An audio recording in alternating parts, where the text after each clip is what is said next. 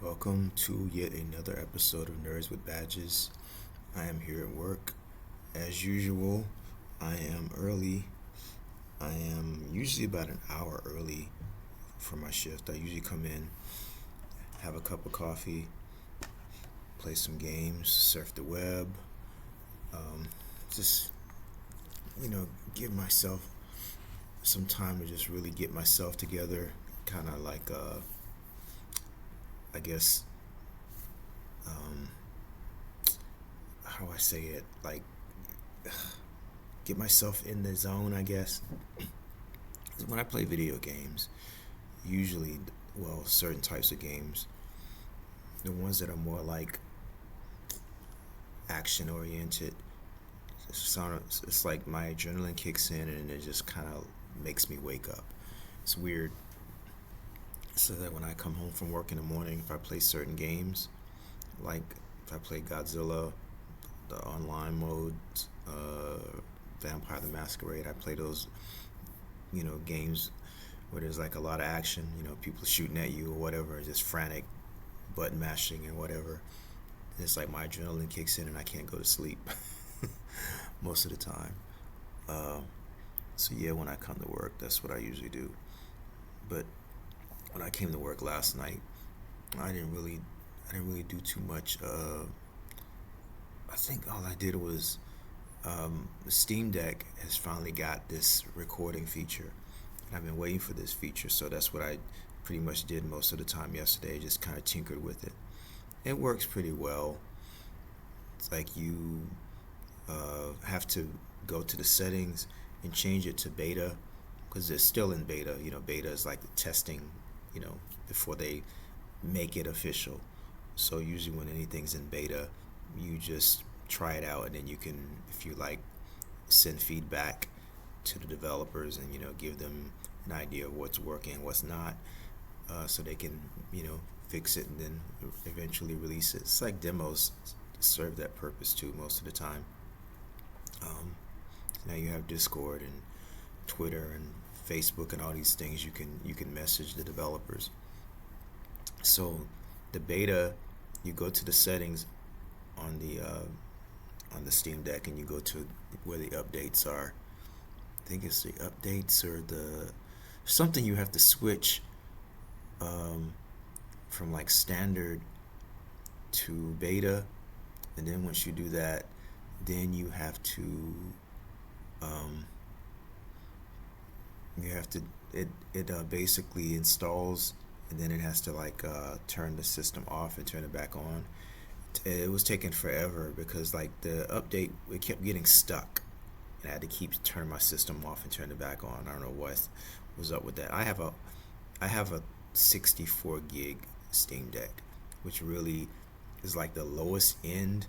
I don't even think they make those anymore. They just kind of phased out that model because when you use Linux, I guess the Proton files, when you install a game, the game might be 15 gigs, and then there'll be like another constant, you know, updates of different Proton files. So you may end up with a game that's like 30 gigs, and then all the Proton files, which I don't understand. I guess that's the difference between how Proton works, Linux and Windows. But I think I have maybe 3 or 4 games on my Steam Deck internal storage, and the rest is just Proton files for all the other games that I have, and that just filled up the 64 gigs so quickly. So I really had to get a micro SD card. Now, I originally had a Steam Deck that I got the higher end model when it first came out. I think it was 512 gigs or something. And when you bought the higher end one, it was 630, I think it was, and you got like an anti-glare glass, and they gave you some different things for your profile. I think there was even like some boot up animations and things. But someone came here at my job and they stole my Steam Deck. Like the one thing that's keeping me from turning into a freaking maniac. Keeps me at peace. They took my laptop and they took my Steam Deck. So I couldn't afford to buy another Steam Deck, another high end, the higher tier deck. So I ended up getting the cheapest one, which was a 64 gig. Which in hindsight, I know that was a mistake. Um, so I've been making do with that. So the problem with I figured out eventually how to move the Proton files to the external micro SD card. But if you have a 64 gig one, man, I mean, it's really a pain unless you are one of those tech people who likes to open things up. I opened up things and fixed them before, but I didn't want to mess with the Steam Deck. I've thought about getting another one, but I ended up getting me an Asus ROG Ally, and the Asus ROG Ally, that is a Windows-based operating system, which when it comes to updates is worse than the Steam Deck with the Proton or the Linux updates. Every time I turn the damn Steam Deck on, there's updates. Every time I turn on the ROG Ally, pretty much there's updates, and there's so many different drivers because it's running Windows, and it can be such a headache. I think a lot of it just does automatically now, but I've heard that the MSI claw is pretty bad with the updates, how it's structured. I don't know how the Lenovo Legion Go works, but I've enjoyed the ROG Ally. I couldn't afford to get the one that was the Extreme, which is more powerful. I got the lower end, and I went all the way out to the Best Buy in Pasadena, and I barely got there in time. They had one left. It was, I think it was $3.99, and was it $3.99 or was it $4? No, it was $3.99. It was on sale for like a limited time. So the lower end model of the Asus ROG Ally, it's pretty much the same as the Steam Deck as far as specs go, except it has like it's more advanced tech, more newer tech. I know it does VR sync, which I guess that just kind of makes the games run smoother, and hides a lot of the jaggies, things like that. Uh, but the Asus ROG Ally has a defect, which is it's kind of a running joke now in the gaming community. But the one of the micro SD slot is near the fans, the exhaust fans, and it just overheats. The thing gets so freaking hot, and it fries. The micro SD slot that I have on my Asus ROG Ally doesn't even work anymore because it wasn't even reading the micro SD card I had in there, and I just took it out because it wasn't working. The battery life is terrible. Now, if I'm playing a game on my Steam Deck, even a AAA game, I might get an hour and a half. Might get an hour and a half. Um, Most of the time, I think that's pretty accurate. Uh, with the Asus ROG Ally, if I'm lucky, I get 45 minutes, and I've pretty much timed it. I've gone to Starbucks a few times with the Asus ROG Ally because I like to go sometimes and just kind of surf the web. And I have like 45 minutes. I can play a game. Now, when you plug the Asus ROG Ally into the wall, it runs more powerful. You get better performance. So when you plug it in the wall, I say it actually, in performance, edges out the Steam Deck. But I don't know. It's Windows is nice because when you have a device that runs Windows, it means you can literally play any game that you can find on a computer online. But the Steam Deck is limited unless you are gifted, where you know how to like modify stuff.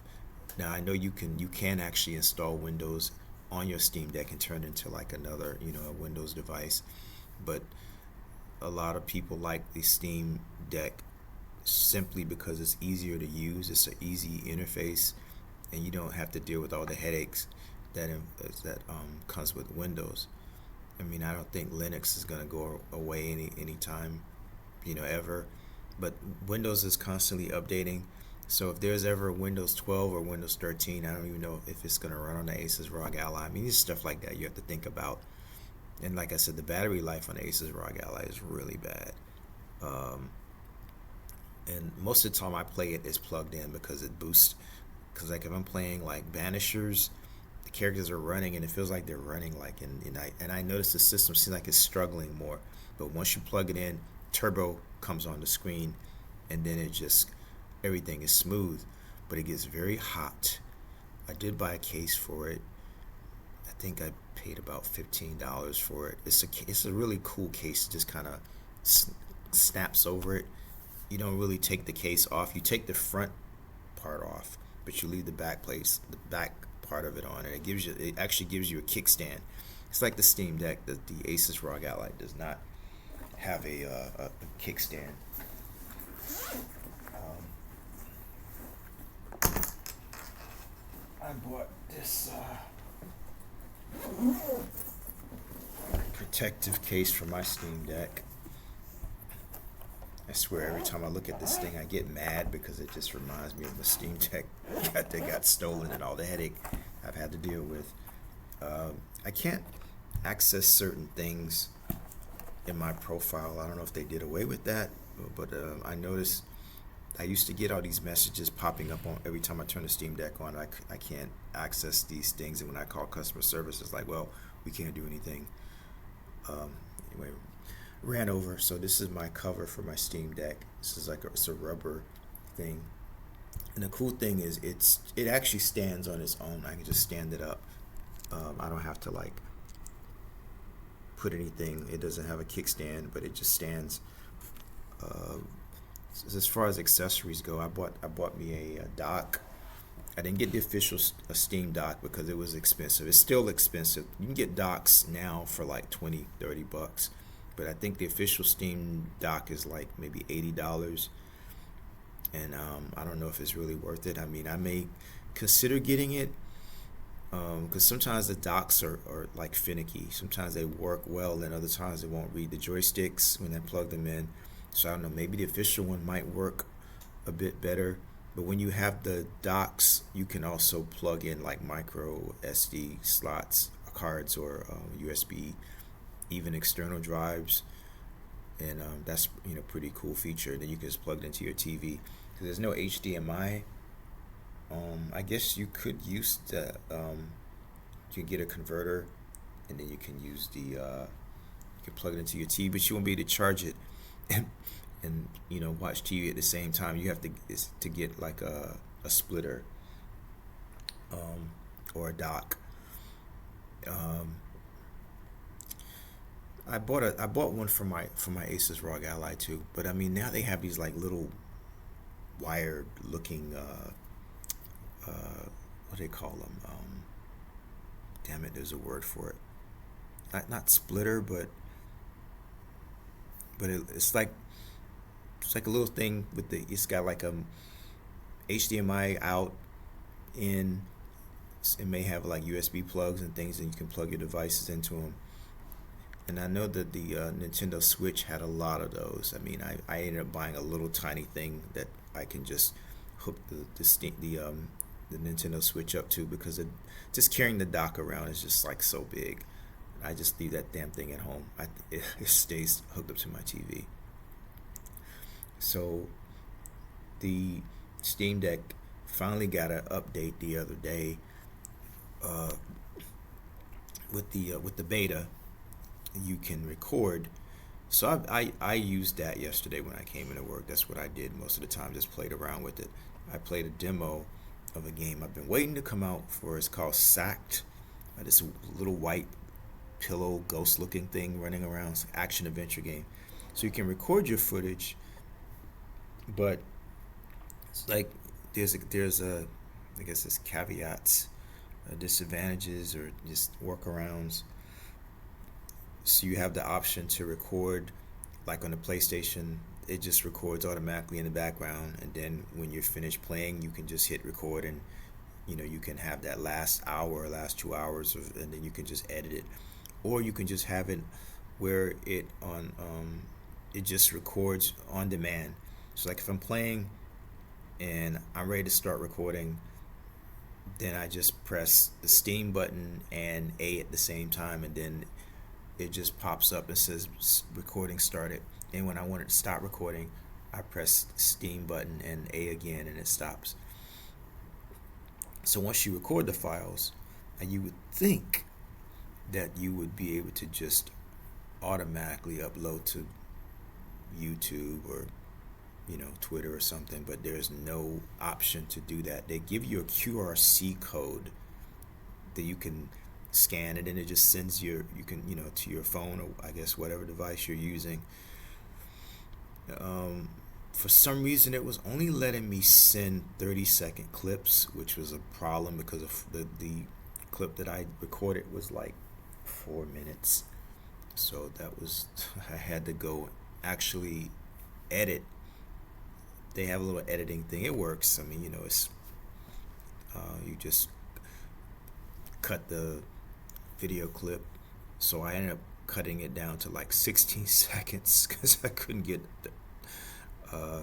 anyway.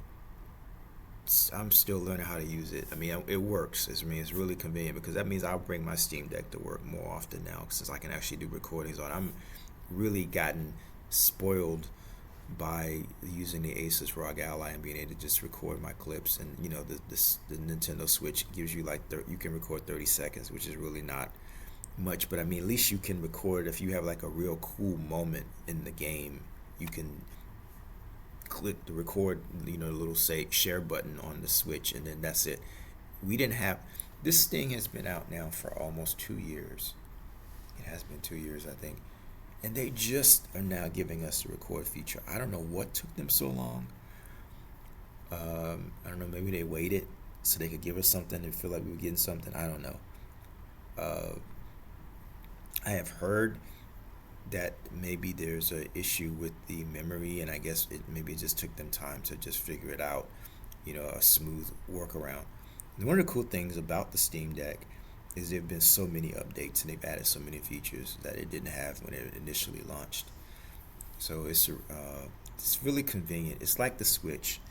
I mean, the Switch may be underpowered compared to some of the other devices out there, but it's a very, very Nintendo has really gotten a lot of mileage out of this thing. It's been around now.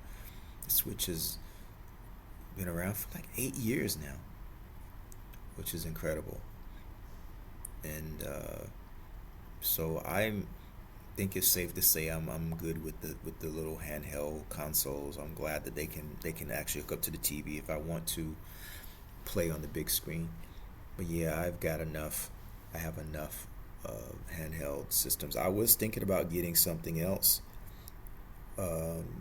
because I keep my Asus ROG Ally at work, and I have my Switch I bring with me sometimes, and then I have the Steam Deck, and I like to share footage pretty much every day. I share gameplay footage on YouTube, and if I'm not sharing on my Asus ROG Ally or the Switch, I may be doing it on my PC or my PlayStation 5, which is so easy.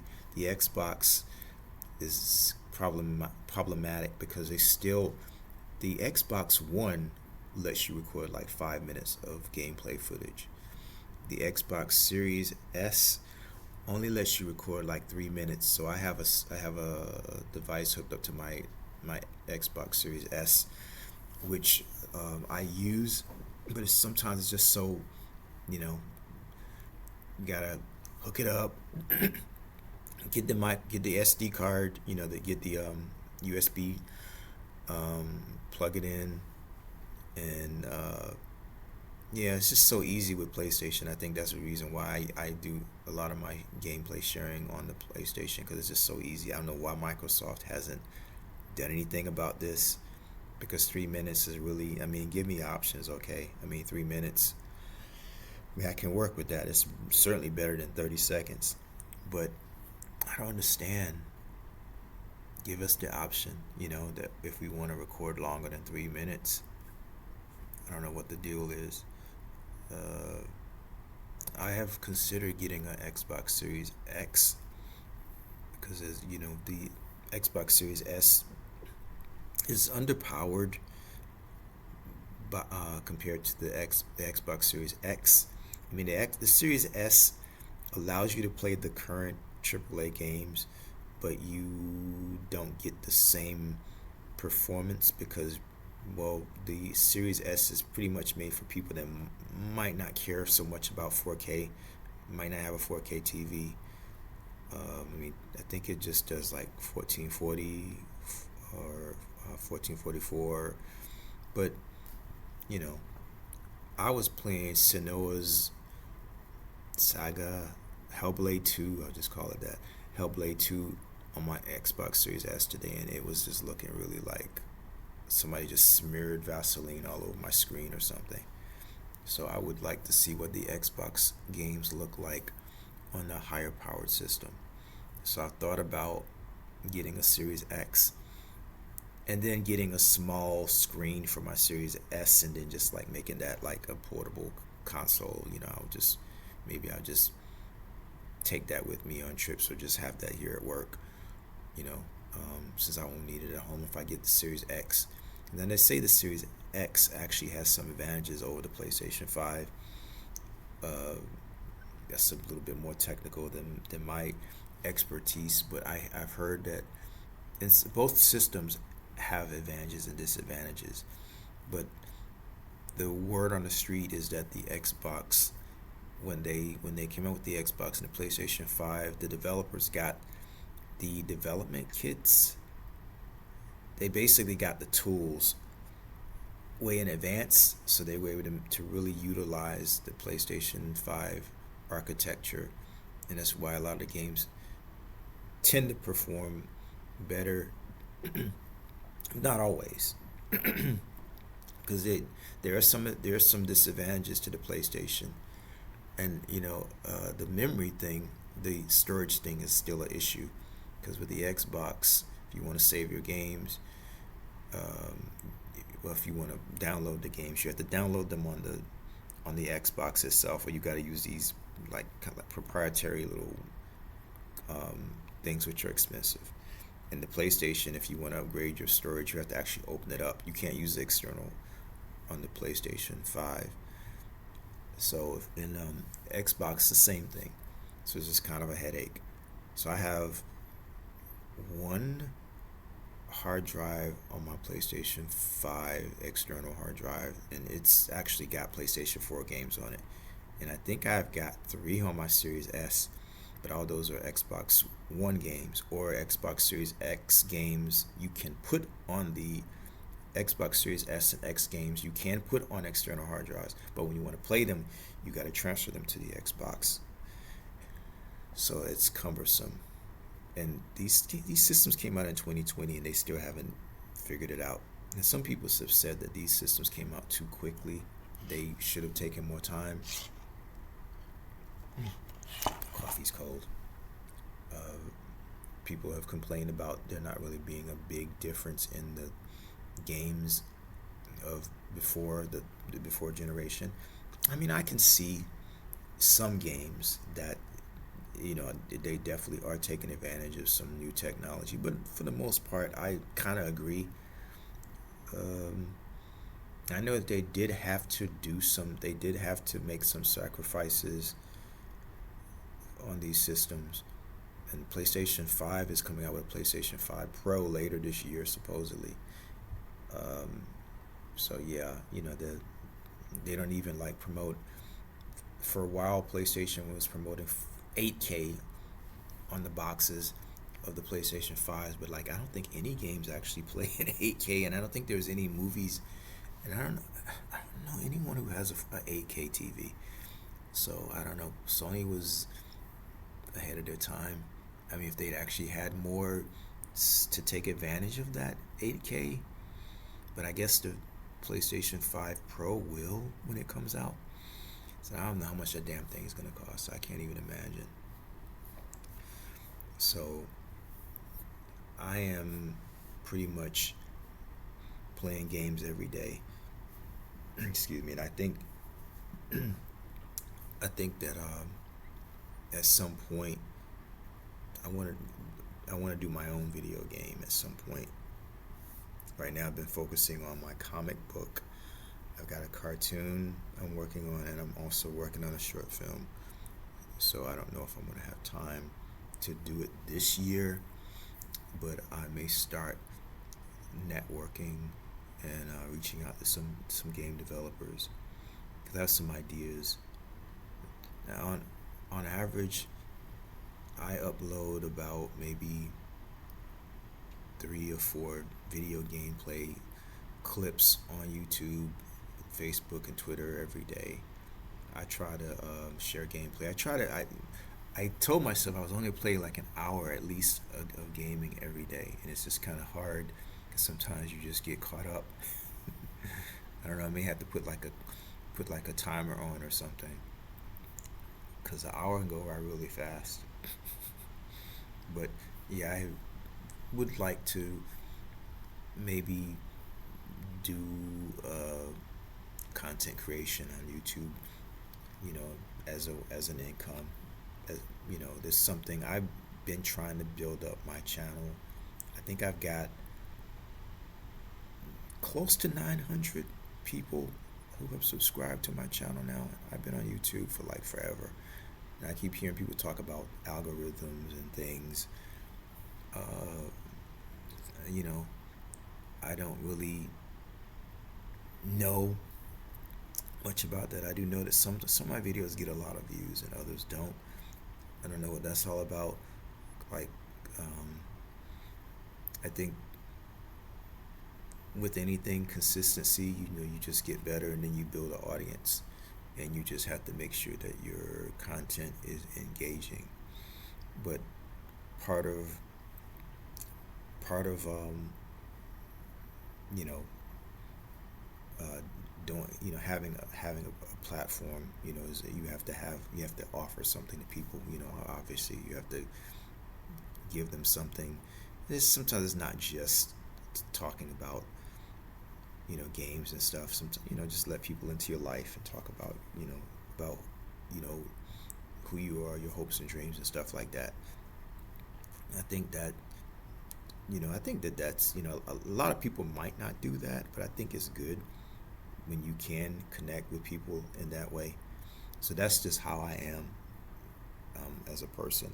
I pretty much want to say I wear my sleeves on my heart on my sleeves all the time, but I think that it's good when you can connect with people. When you talk to people, then they talk to you, and then you just you have that connection with each other. So I started doing Nerds with Badges, these videos. It's what I call Nerds with Badges, my my my brand, to build a connection with other people that like video games and nerd culture, Star Wars, comic books, you know. Um, so I would like to do these videos more frequently. Just kind of getting over some allergy issues right now, and I have a slight headache. I do sometimes deal with depression and anxiety, and having all these different outlets, video games, comic books, these things, they help me. And also having this platform, talking about my interests and connecting with other people, that helps as well. So it's another reason why I do this. But I see a lot of people have been on YouTube, and it's really exploded into something. When YouTube first started, it was a lot different. But I'm learning, and I would hope that you know in the near future I have more of an online presence, and and my brand is bigger, and all these things will definitely connect. So all that will connect with what I'm doing, because I can use all this platform to promote my books and things that I'm working on. So anyway, my shift is about to start. I didn't think this video would be this long. Uh, so I haven't played any games since I got here. I'm gonna finish my coffee, then I'm gonna go downstairs and relieve the other guard and start my shift. But that is today's Nerds with Badges video, and I will be back with another video sometime soon, maybe this week.